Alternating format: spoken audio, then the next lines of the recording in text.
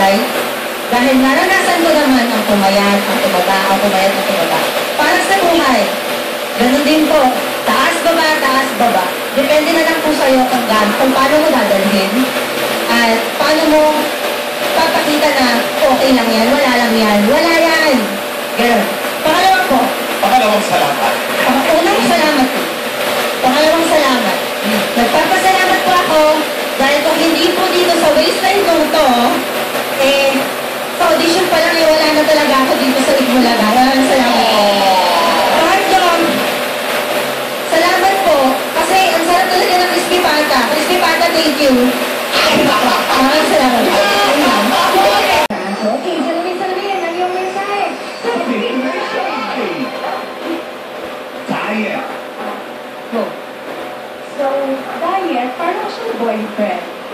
Kasi minsan nag-break up kami. Minsan okay kami. Kasi, di ba pag nag-diet tayo, minsan na, oh diet, gagawin kita. Tapos mamaya break up na kayo kasi may pizza sa tabi. So, di ba? Shit ang tawag doon.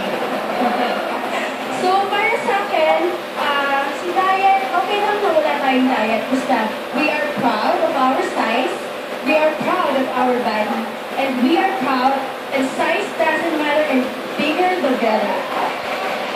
Oh, di ba? Size. Salamin, ang iyong mensahe, sabihin sa amin, Extra rice. extra rice. What the fat say? Tuna, extra diet, extra ako. Extra large, extra beautiful, di ba? At saka,